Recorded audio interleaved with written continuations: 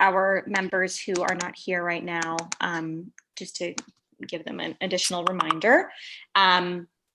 So, of course, you two both know, three both know about Fireside at Five and how initially we were a platform that was created to bring together people, like-minded people in the same industry during COVID as a chance to network and connect with one another and create solutions to some of the issues that were arising because of COVID.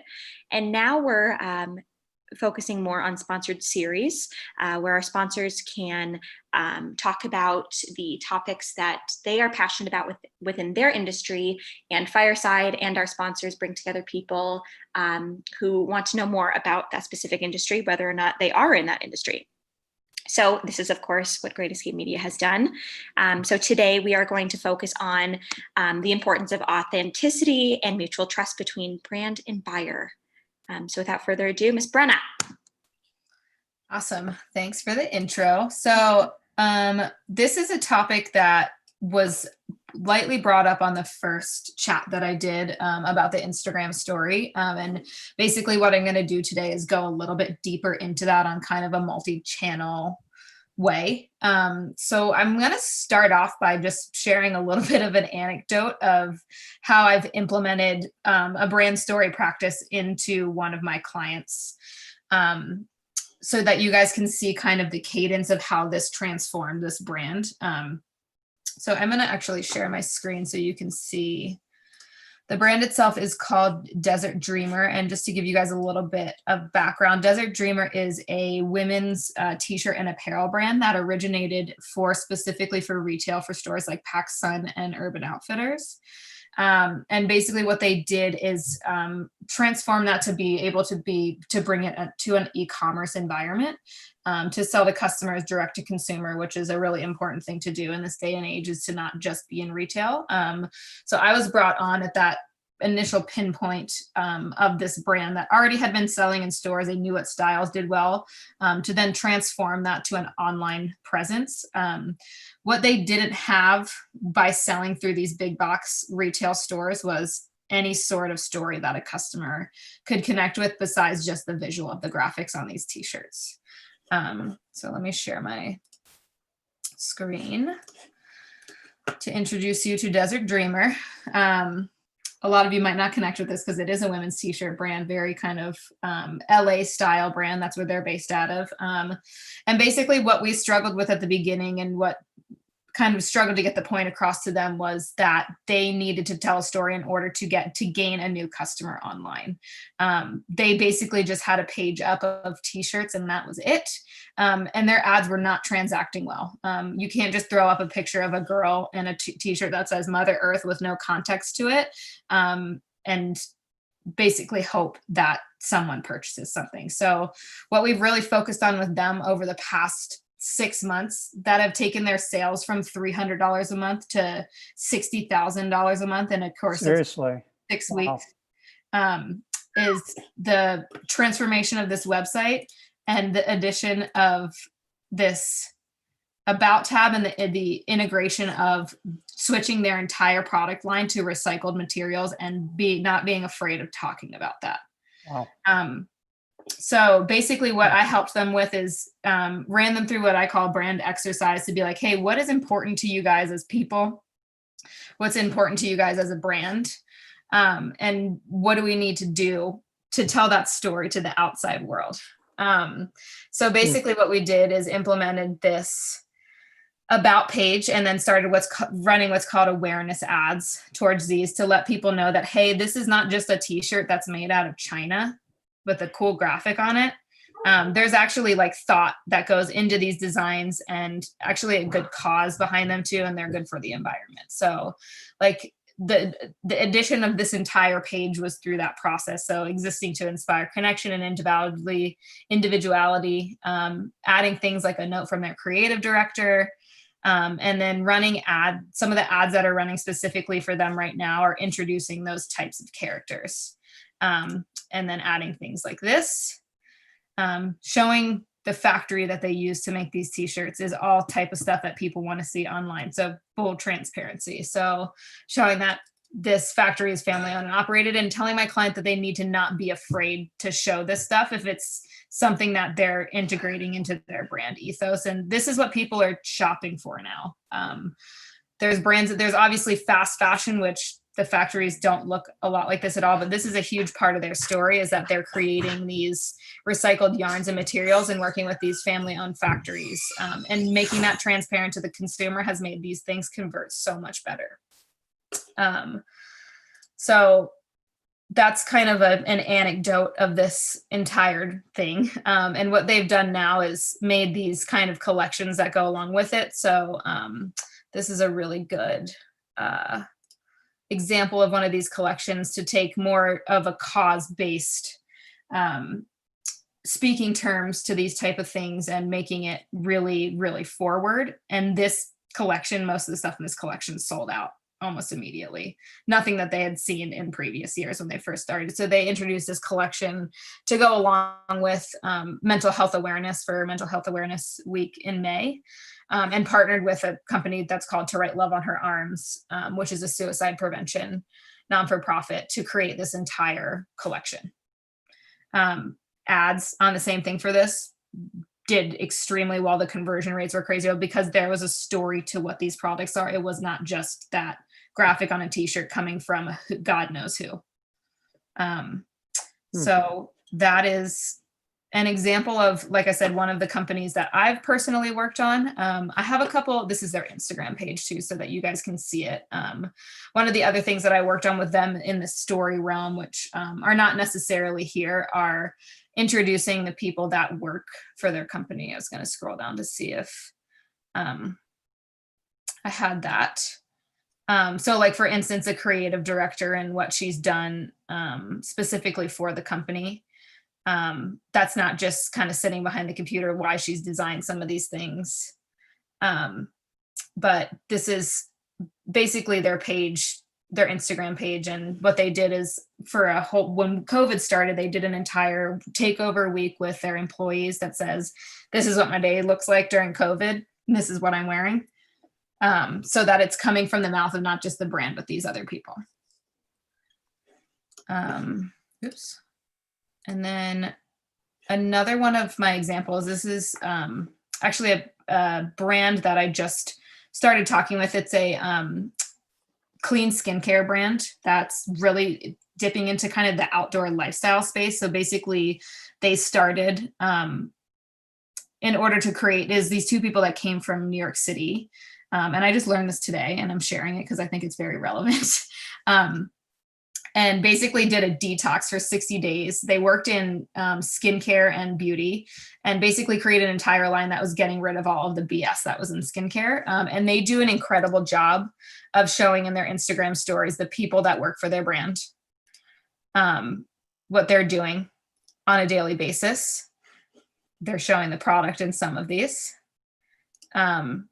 So this is a great example of kind of like behind the scenes of like even their work ethic too, for that a consumer, like someone like me, that I'm like, oh, they have a really cool kind of work ethic and it looks like it's a fun place to work. So their products are probably something I'd love to support. And then another thing here, showing the founders of the company and what they're doing, like things that are even a little bit vulnerable like this, like motherhood and what they say about that kind of stuff.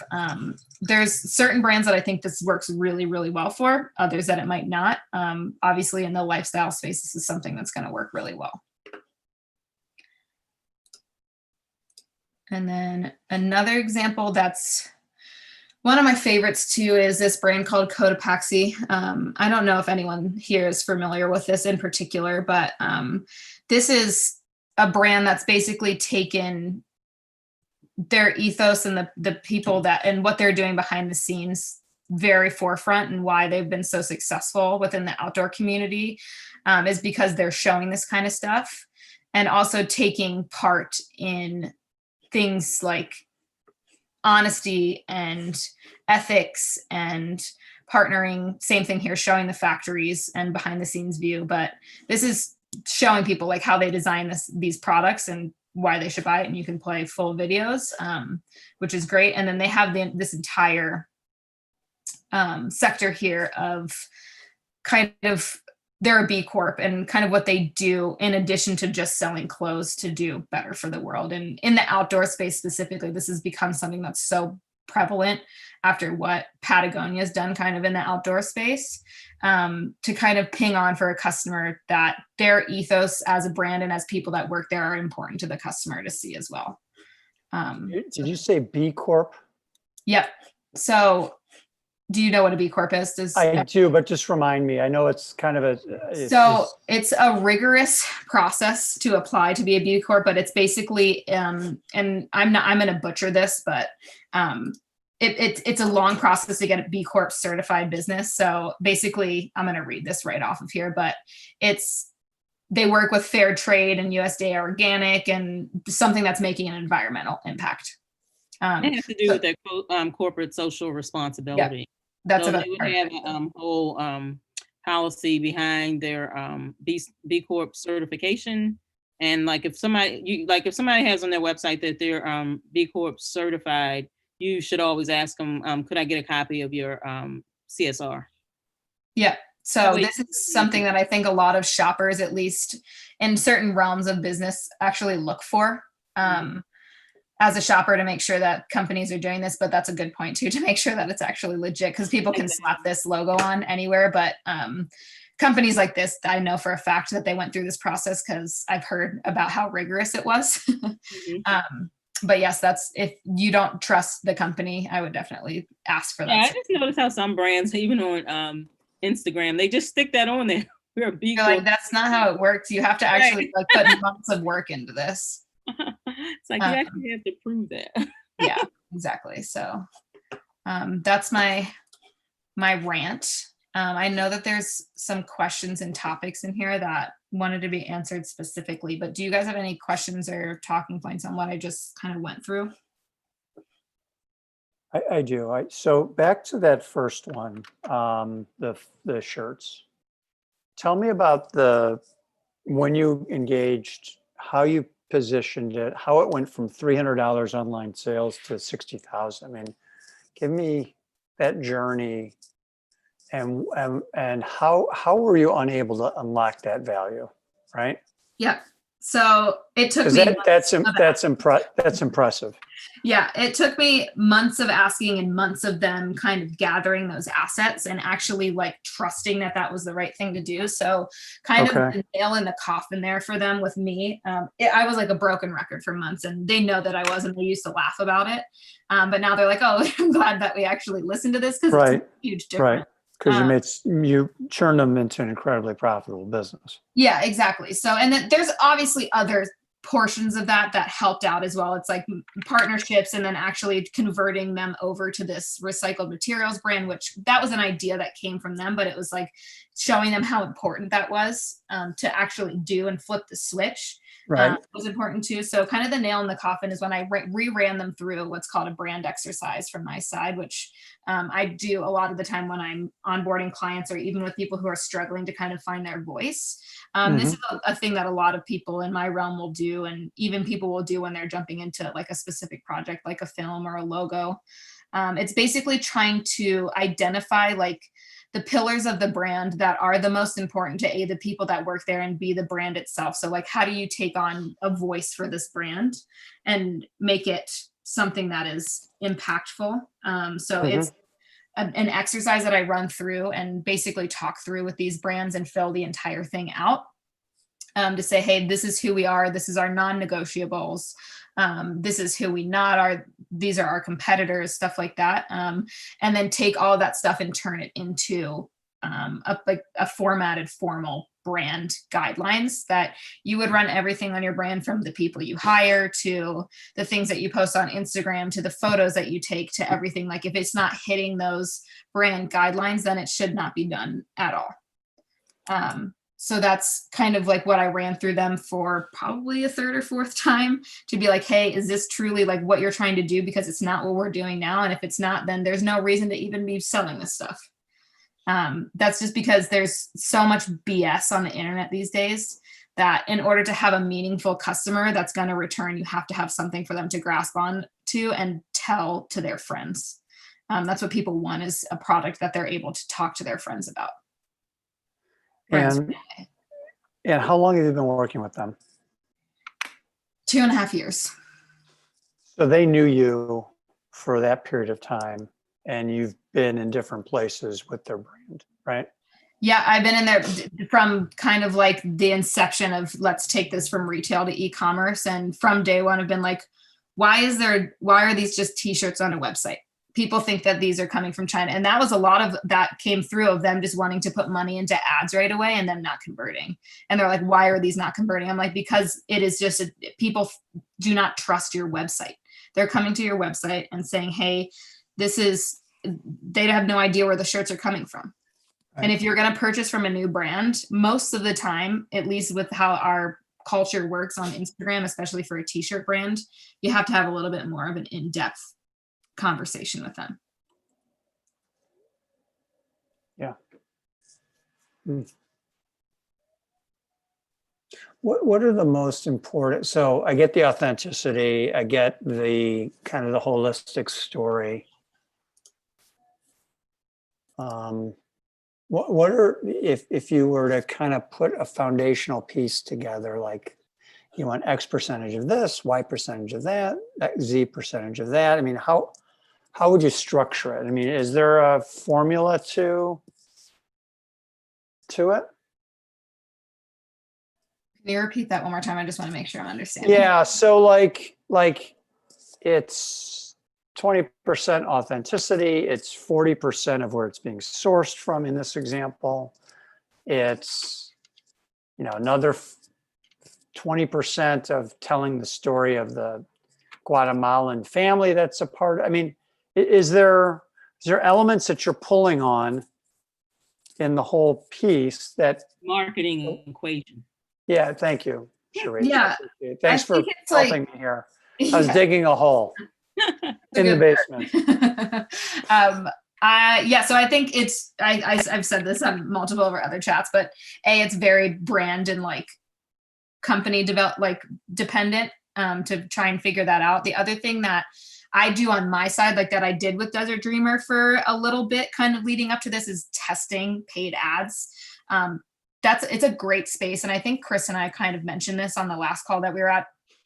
The entry price for testing social media ads is so much lower than it used to be to put a commercial up on TV that you can film multiple things at the beginning of your brand ethos or when you're kind of rebranding something to test them to see what audiences kind of latch onto, is one of the best ways to figure that kind of stuff out.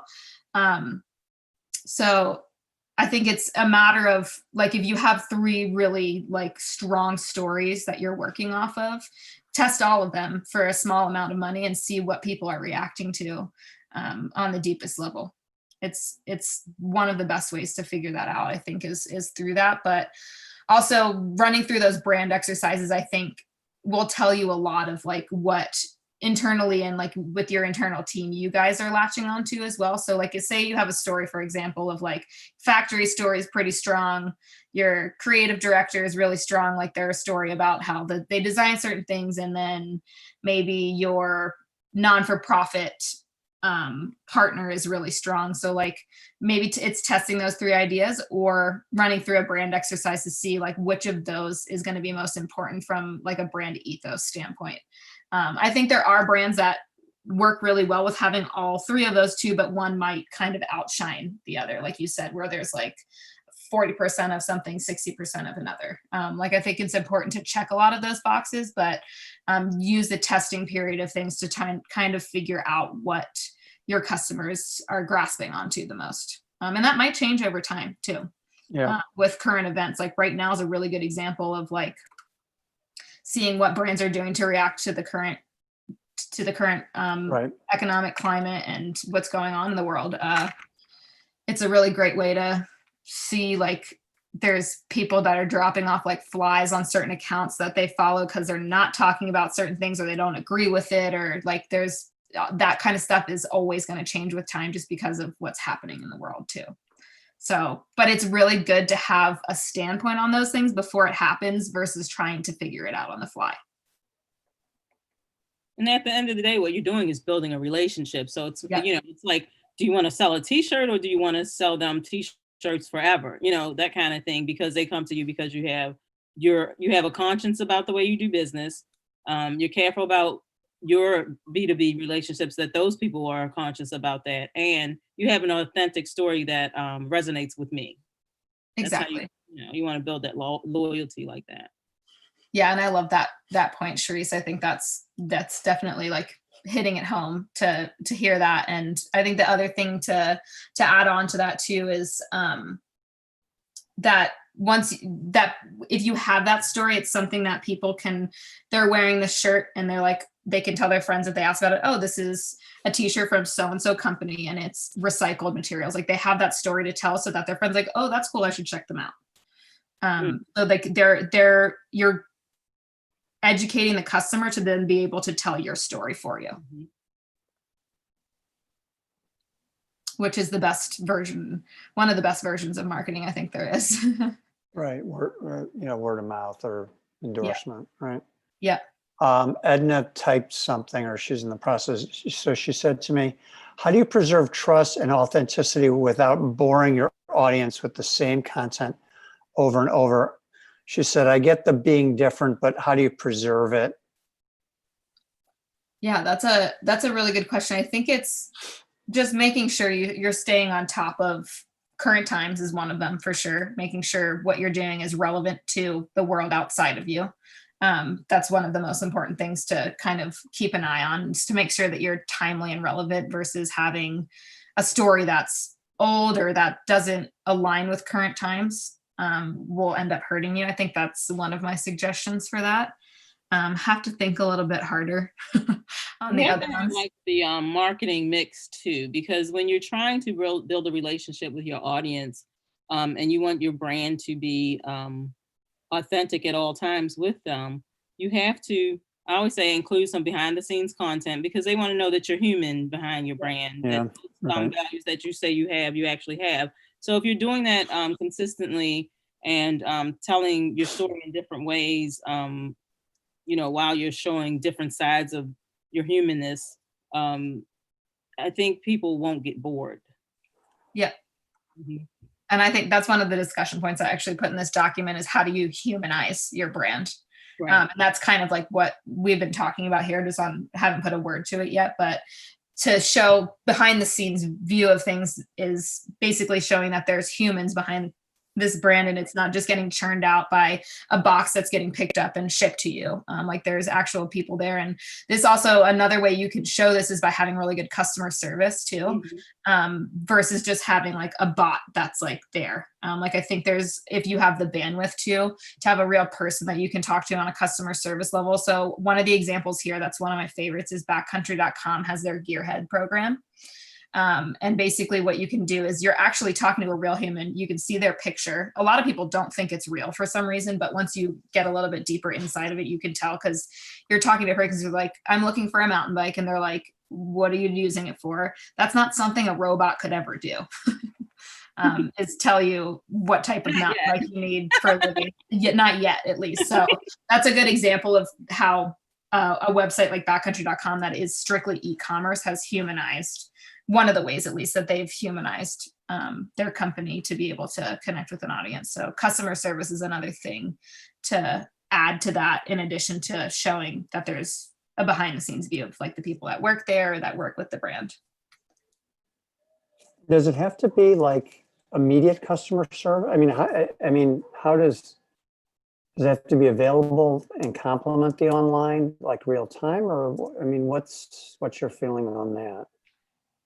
I would say yes, because of how quick everyone acts on the internet now. People are used to getting immediate answers from almost anything nowadays. So one of the things I usually said, like Facebook Messenger is actually a really good place for that stuff to take place. And then Instagram DMs too. So for all the people that I personally work with on social media, I make sure that there is someone that is answering those comments and DMs on almost an hourly basis. Yeah, because you don't want to, you can't control all the trajectories, but if you want to, like if there's a customer service question, you don't want somebody to put that out on social media and then the company doesn't get back to them. So, but one of the ways you can control what's being said is to have somebody to say, hey, could you put that in our DMs and we'll get right back to you. And that way, if it's something that's messy, you can take it kind of out of the public platform and into a private chat.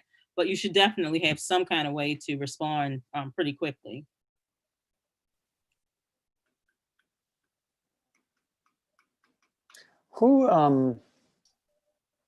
What kind of research is there regarding kind of like authenticity in age groups? So I would think my guess is, millennials are like craving it, right? But as you get older, like I'm Gen X, I think I am, and then you get into the baby boomers, does it start to wane, or is it pretty consistent throughout as far as authenticity and the importance of the realness of it?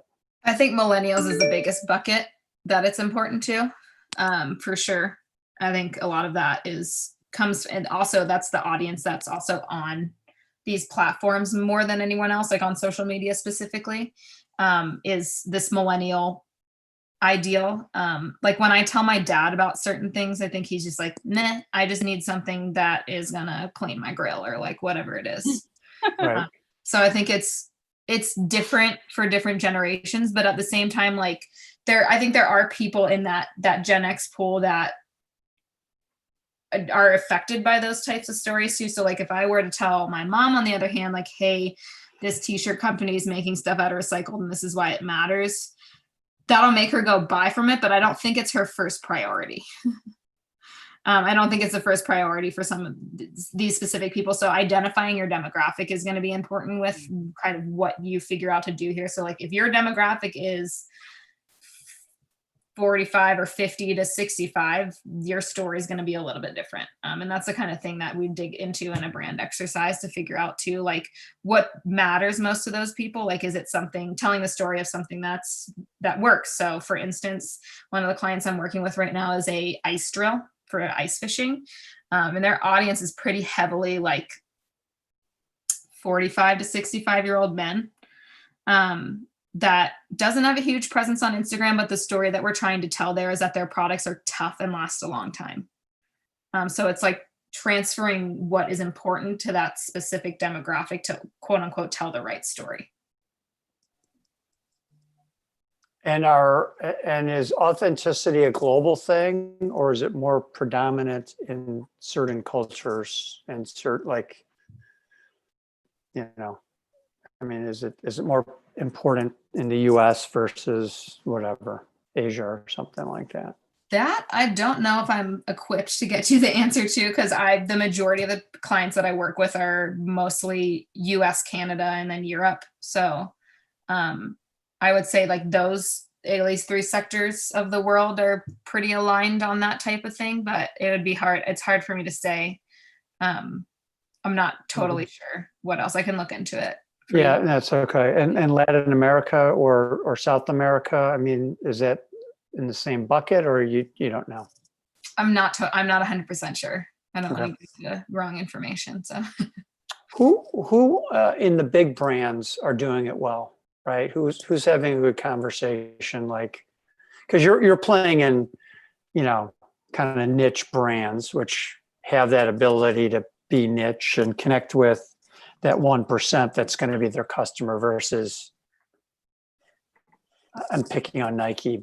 I don't mean to pick on Nike, but Nike, or McDonald's or whatever, you know what I mean? So, who in the Fortune 500, that we brand relevant would be good at doing it well?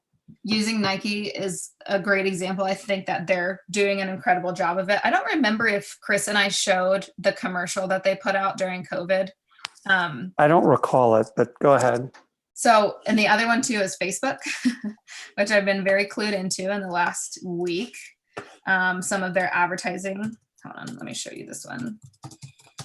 Obviously, Facebook is a storytelling platform, but they're also, I would say, a brand as well. Let me play you the Nike. They're also a lightning rod right now. Right, because of everything that's going on regarding their platform and people using it to game it and what have you. Yep. Right. Let's see if I can. Amazon's doing a really good job. Mm-hmm. they're telling a story, and they're even controlling, like when they had like the some of the outbreaks and their employees were complaining about the conditions. Oh, right. Amazon was right on top of that, showing their commercials of like, we've distributed 10 million masks and all that kind of stuff, and showing how they're getting stuff out. I think they did a really good job. That's a good point. Mm-hmm. They actually, it looks like Nike put something out 2 weeks ago too about the current, and it's actually just a black screen. I'll put this one up.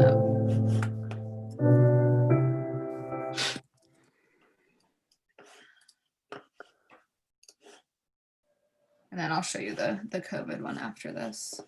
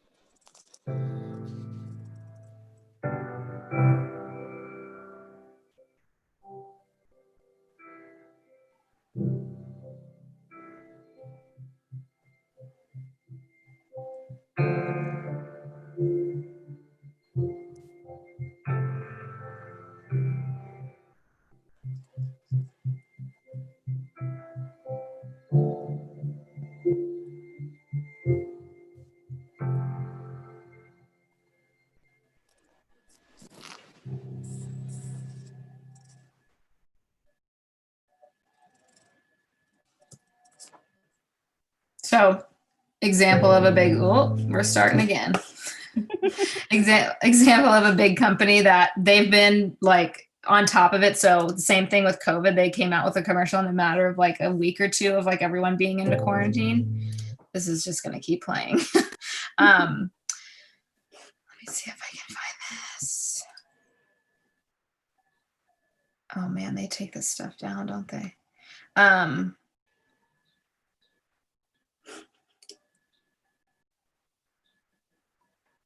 Doing a good job of this kind of, wow, they have a lot of shit on here.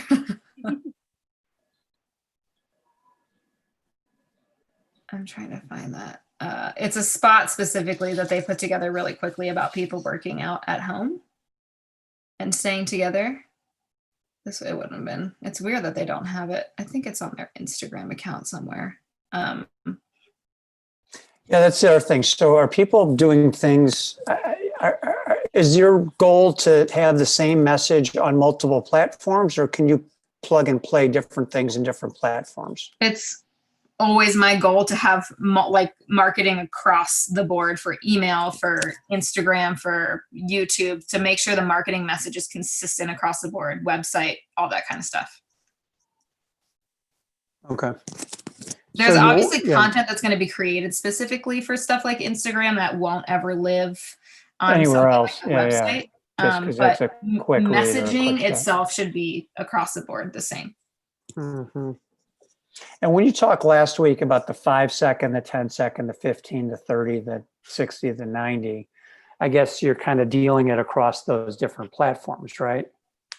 That's kind of how you're doing it. Yep, exactly. And those specific, like a 90-second would be something that would go on a YouTube versus like a 10-second would be something that would go on Instagram versus a 5-second would be something that would go on a story. So it's those separate cuts for the different platforms versus something without sound that's maybe 15 seconds would go in the header of your website or email. Okay. So yeah. Who's doing it poorly? Who's totally missing the boat right now? I think it's brands that have nothing, like just have no catch, no story, as is basically that's a very broad umbrella. I don't know that I could say that I would say anything. I pay a lot more attention to the ones that are doing it well, which maybe I should pay attention to the ones that aren't doing it well more. But I think it's just kind of any brand that you're looking at that has just, it's like kind of how Desert Dreamer started out, just that website with the t-shirt on it.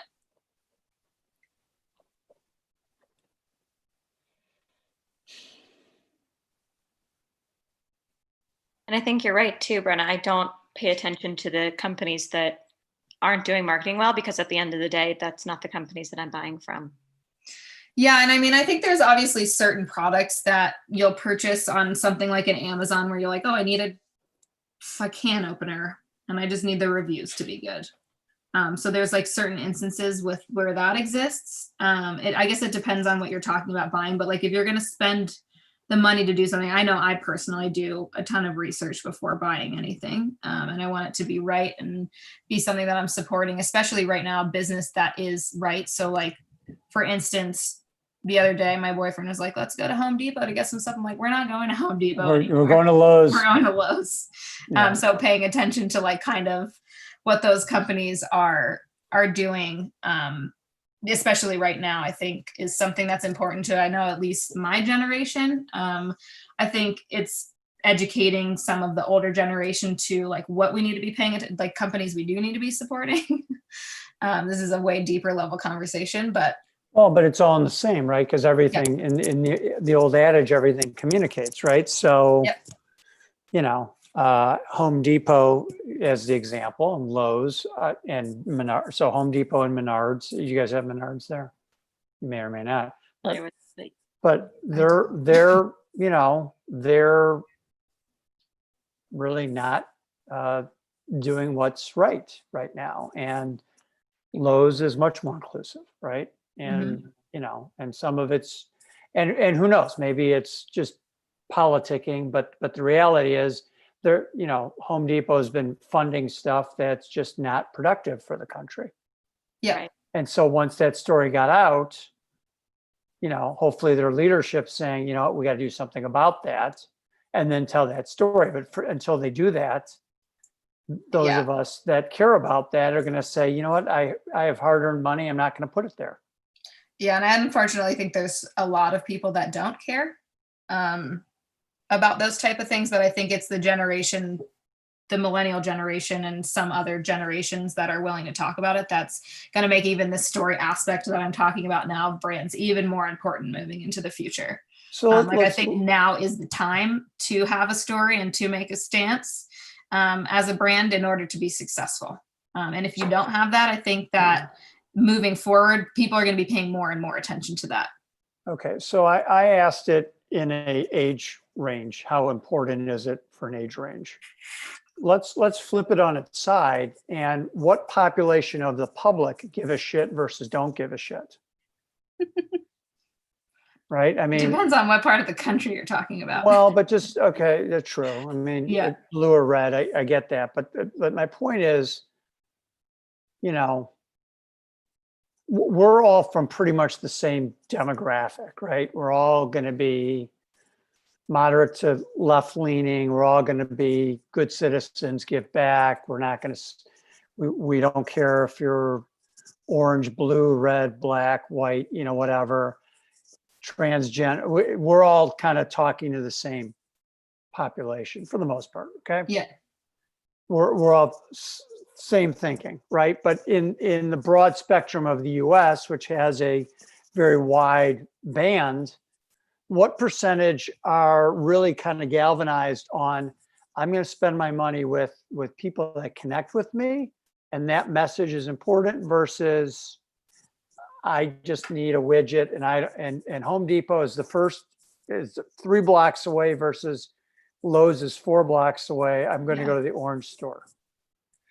You ask all the hard, good questions. Yes, I know. That's and I get that's paid. something I that get paid I'm now, handsomely to do that. yeah, yeah. And now that is something that I'm curious about. I can't speak to what the percentages of that are. I know that with the companies that I'm working with, they're trying to target that percentage of people that is worried about that. And that's the type of work that I'm like interested in doing, is that type of storytelling. Just kind of a little bit niche for what I do, is not just like taking on anyone that's just like, I want to sell a gadget, just do whatever you can. Cause I can't market like that. It's just not how I'm used to marketing. I'm used to telling a story, and I will be curious to see what percentage of the world is just that gadget driven, I'm just going to buy the first thing I see type person, or the closest thing to my house. Like, I think there is certain products that fall into that category for sure, and others that don't. But the type of marketing that I particularly work on is all the let's tell a story based marketing. Okay, so since I asked the tough questions, I'm going to ask another one. You ready? I hope. You hope. Okay, I think you can handle this. So from a politics point of view, right, storytelling is how people get elected, right? Mhm. So help us understand how people are storytelling in politics, and what should we be looking for in this politics season? I mean, personally, or No, I mean, just generally. I mean, yeah. we've seen mudslinging historically win elections, right? Yeah. Unfortunately, it's pumped me up and then really talk bad about the other person, right? Mhm. I mean, is that still going to be the case in these mediums, or do you see a different storytelling element that starts to show through? Because people are tired of the rhetoric and the hate, and they want authenticity of, what are you going to do for me? I mean, will that be able to shine through, or is it still going to be more the same of, I'm going to tell you how bad the other person is, and make you scared of voting for them, so you'll vote for me? I don't know.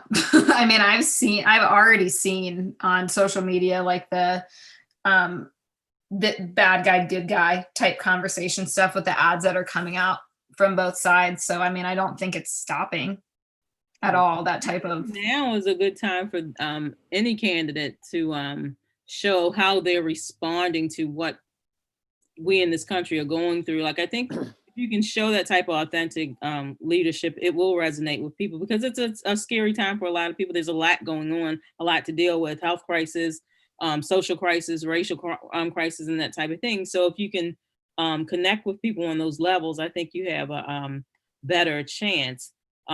But one thing, Jason, I would say that if you want to know what's the hardest population to get trust from, it's the baby boomers. Yep.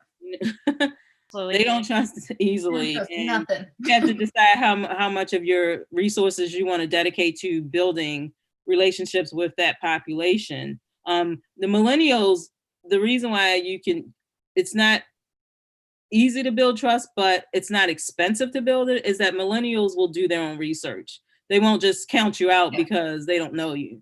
It's like, let me do the research. The baby boomers are like, I don't know you, I don't trust you, I don't want to give you my money. You got to really cultivate that relationship in a certain way. So it doesn't necessarily come down to if they just want a gadget.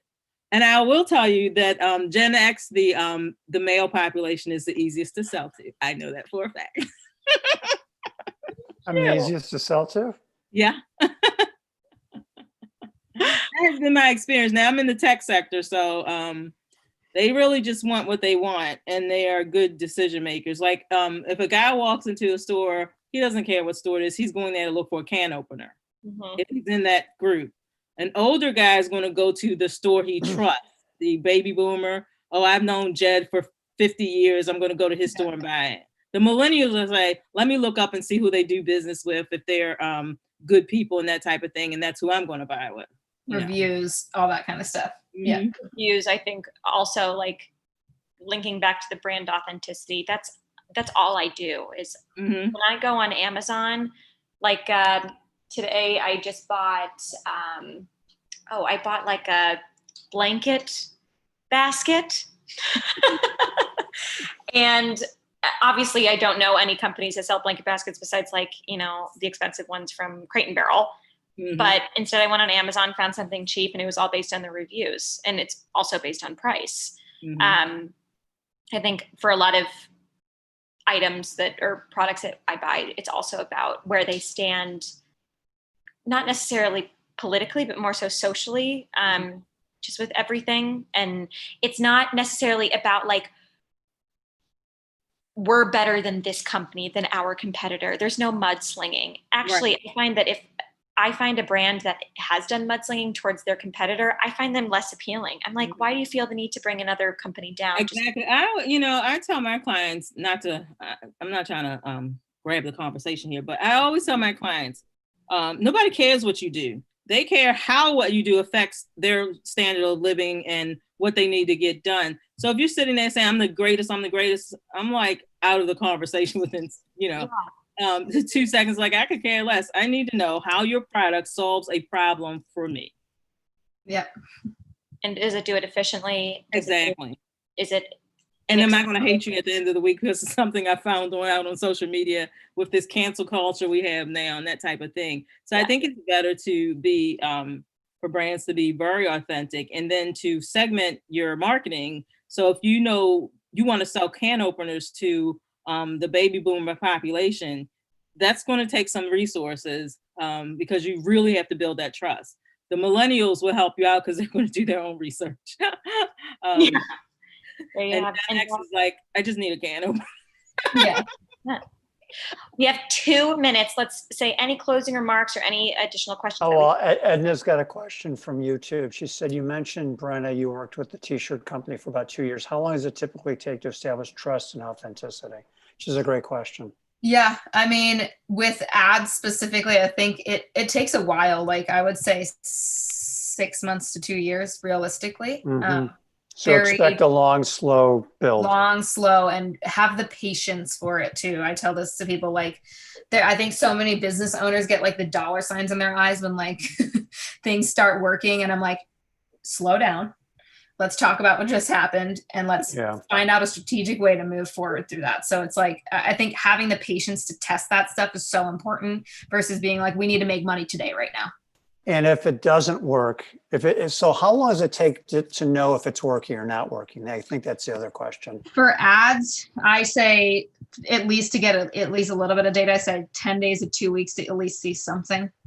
And then the adjustment period is what kind of takes a long time. So you're seeing what's working. And then for people to actually then start to notice your brand, they want to be able to see it in ads, in articles, in blog posts, in Instagram, in video. So like, it's that multi-platform again, so that they're seeing it a bunch of times too. And not just from your mouth as well. Like, they're seeing it from the mouth of an editor or an influencer. Right. It's playing back is what you're saying. It's playing in surround sound. Yeah. Exactly. It's the same thing as like, if you think about like seeing a commercial more than once or seeing a commercial at a time, that like, for McDonald's is a weird example, but like, you're sitting on your couch and you see a McDonald's commercial at 5 or 6 p.m. at night, and you're like, oh, I'm actually starving, I'm gonna go to McDonald's. That kind of thing. It's like seeing the stuff at the right time, but also many times to kind of be like, oh, this is a brand I should be paying attention to. Do you know what percentage of McDonald's consumption is done within minutes of seeing a billboard or an ad or something? It's like, it's really a high percentage. That's why they're on all the highways and byways. Yeah. Oh my goodness. 11 touch points. I got to start cracking on my touch points then. That is amazing. It's been really super. Thanks, everybody. Fantastic. Absolutely. And I'll send another recap email. Sharice, if you don't have that information, I'll just send that to you directly, because I believe, of course, Jason, you have it. Thank you both so much for coming today. And Brenna, we will definitely be in touch. And thank you so much for doing the series with us. Yeah, thank you guys. Great series. Sharice, nice to meet you. Nice to meet you, Jason. Take care. Bye-bye. Bye, everyone.